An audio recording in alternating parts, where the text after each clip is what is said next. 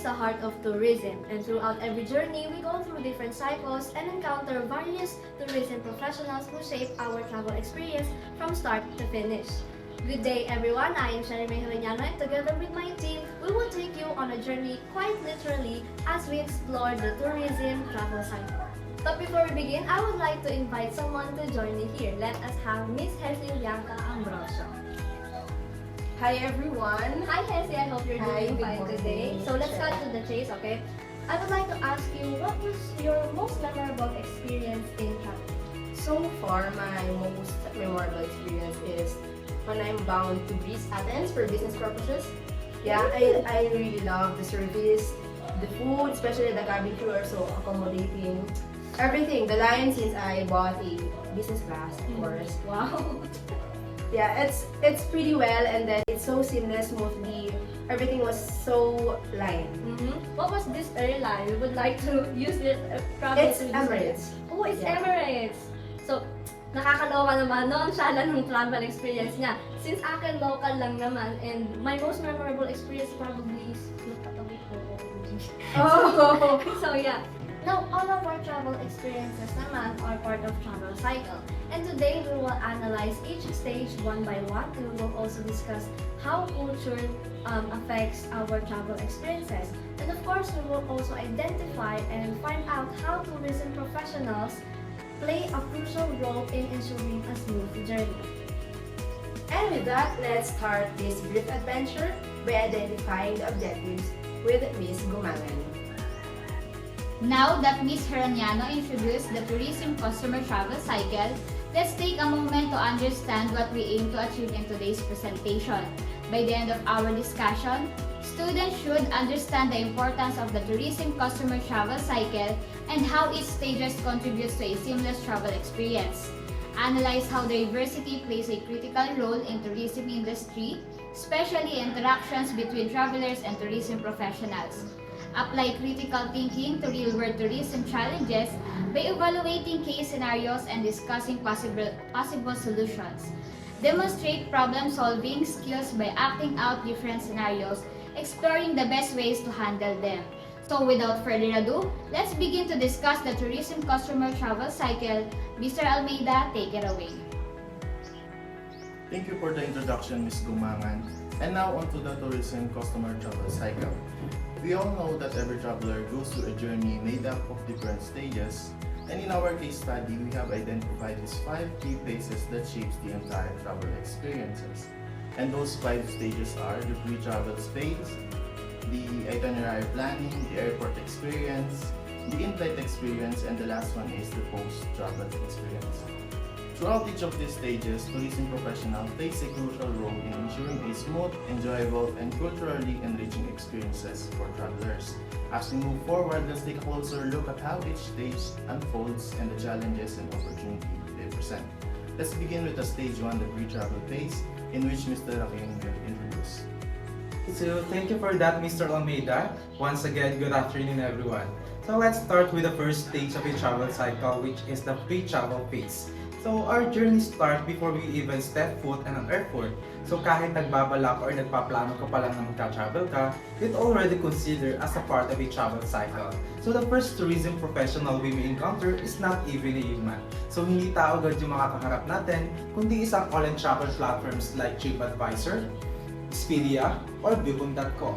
But today, let's focus kay TripAdvisor since siya naman yung pinakang pinhighlight in our case study. So, ano nga ba or sino nga ba si TripAdvisor? So, sabi dito, si TripAdvisor daw is may almost over 400 million users in a month. Now, so can you imagine yung bilang ng mga taong nagbabalak o yung mga aspiring travelers who wants to travel around the world? So, napakadami talaga, di ba? So, why do people rely on these platforms? Bakit nila ginagamit si TripAdvisors? Because these platforms provide them to give a destination's insights and reviews from the past travelers. Once kasi na utilize o ginamit mo si TripAdvisor, makikita mo dito lahat ng mga reviews, feedbacks, suggestions, and even yung mga dirty sites and shady sites ng mga places na pupuntahan mo, no? So it will help the users para ma-inform or magkaroon sila ng insights about dun sa mga lugar na pupuntahan nila. So or dun sa service na i-avail nila, di ba? And para na din maiwasan yung pagkakaroon ng expectations versus reality. So these trip advisors help travelers make informed decisions based on real experience. Once the research is done, the travel moves into booking. Now, let's move on the next stage that will be discussed by Ms. Nietzsche. Thank you, Mr. Amaril. Magandang hapon, everyone. Ngayon naman, we will talk about the stage 2, which is the booking process. At this point, the traveler has to decide should they book everything online or consult a travel agent. While technology has made it easier for us to book flights and accommodation nowadays, here are some different methods to book your flight and accommodations. First, you can book directly with the airlines or in online travel agents known for OTAs. And second, you can personally discuss your itinerary with a travel agent. And to fully understand the difference between travel agent and OTAs, here are the advantages and disadvantages of a travel agent and OTAs. First, the travel agent.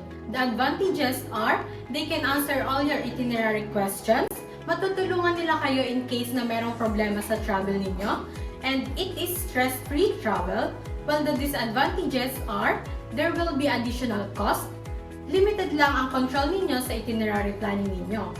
The second is OTAs.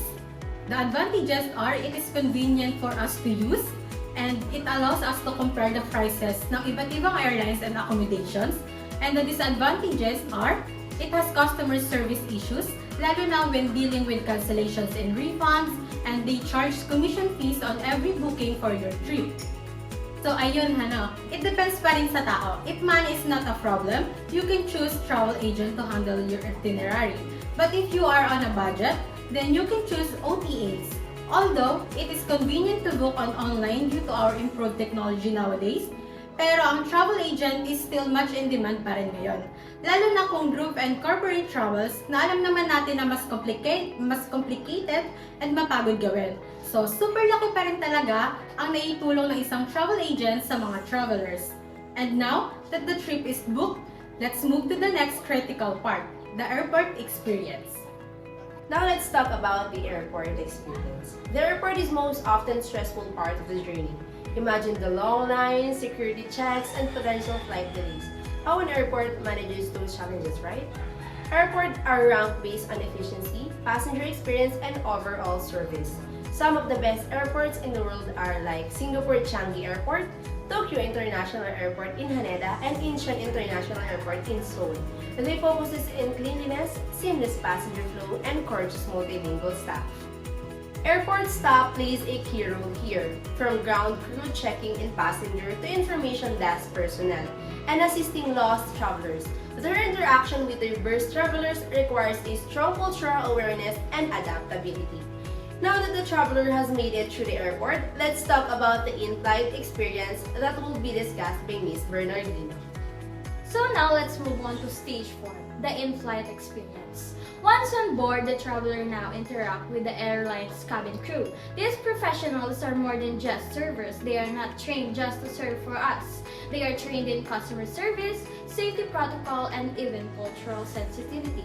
So when it comes to cultural sensitivity, sobrang halaga nito sa ating tourism and hospitality industry kasi hindi naman iisang lahi ang nakakasalamuhan natin. And also, in the future, makakasalamuhan din tayo ng iba't ibang lahi like foreigners na may iba't ibang culture and languages. So, cabin crew members. Cabin crew members deal with a variety of passenger. Nakaka-encounter tayo ng iba't ibang lahi na may mga magugulo, problematic, and including dito yung mga difficult passengers like the intoxicated traveler in our case study. So, paano to hinandle ng cabin crew? Hinandle niya to in a very calmly way and in a professional way.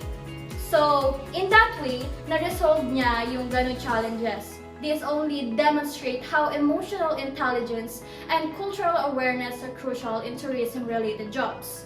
So, additionally, we need to be professional in our own ways and in our own job, lalo na sa industry natin kasi para din maipakita natin yung pagiging professional natin kung paano ma-handle yung mga ganong challenges. So now that we've covered the in-flight experience, let's discuss what happens on post-travel.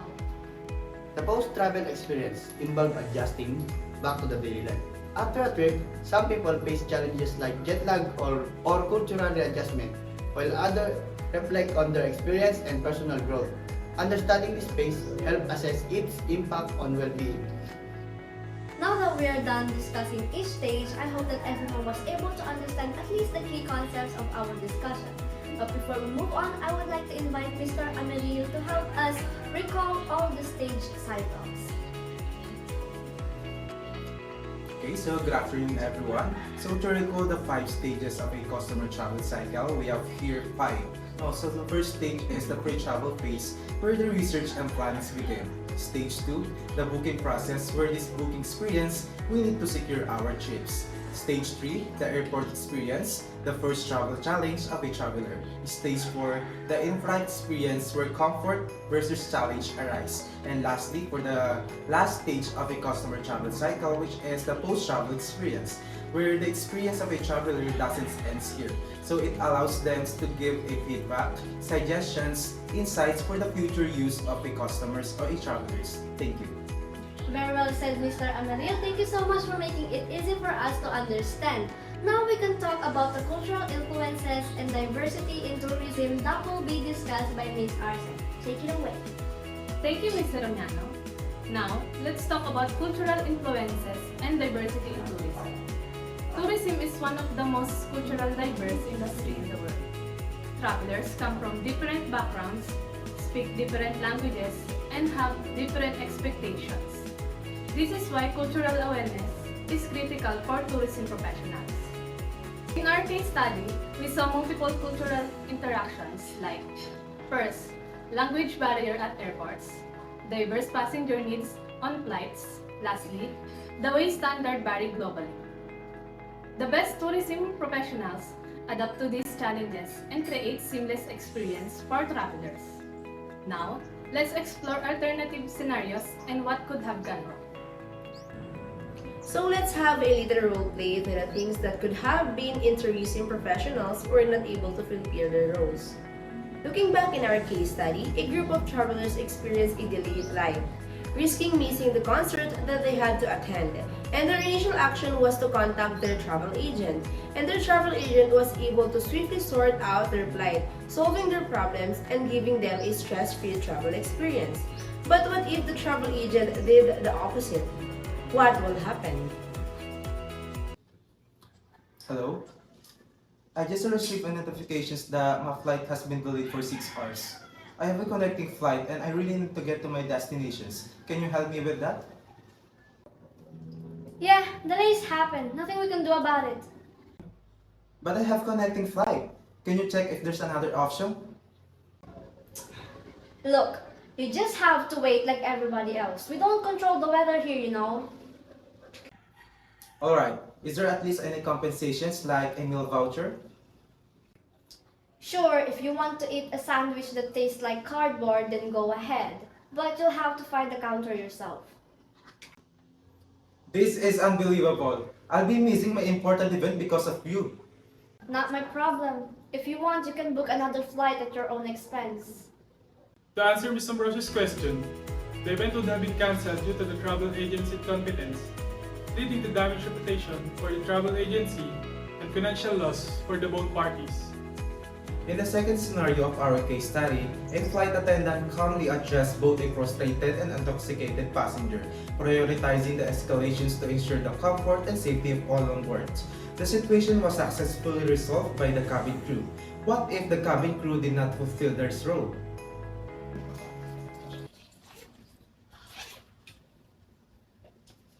So boring. Can we get some more drinks over here, please? Excuse me, this passenger is being real loud and I think she's had too much to drink. Yeah, well, she paid for her ticket. She can do whatever she wants. But she's disturbing others and making me uncomfortable. Oh, come on! Don't be such a killjoy. We're just having fun. Look, we're almost there. Just ignore her. Let's get this party started! Unbelievable! This is very unprofessional. I'm going to report this when we land.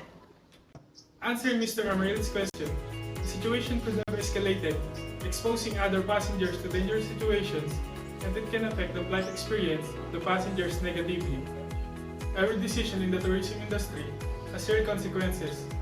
This is why professionals need strong problem-solving skills and adaptability. So as student, we may not be tourism professionals yet. So hindi pa man tayo totally work in our industry, but these lessons apply to us too. Whether dealing with a group projects, yung pagkakaroon natin ng cultural awareness, adaptability, and emotional intelligence, no? So yan yung mga skills na kailangan natin. So gaya nga ng sabi dito, these skills are not only in tourism but in any career. So by applying these principles, may improve natin kung paano tayo makipag-communicate, kung paano natin re-resolbahan yung mga problema, and kung paano tayo makakapagtrabaho sa ganitong uri ng environment, which is makakasalamuha tayo ng iba't ibang uri ng tao. So mahalaga rin na nalaman natin dito kung sino nga ba yung mga tourism professionals na tumutulong upang mapadali at maging maayos yung mga experience natin during our travel journey. No, so kalakip din nito is yung pagiging professionals nila sa kanilang trabaho para lang maibigay sa atin yung quality service. So dahil nakadepende sa kung paano sila magtatrabaho, yung magiging reputasyon ng kampanyang pinagtatrabuhan nila. That concludes our discussion, and thank you so much for your active listening. I hope that we were able to give you a glimpse of what lies ahead in our future profession or travel experience. Maraming salamat everyone. Have a safe journey and mabuhay!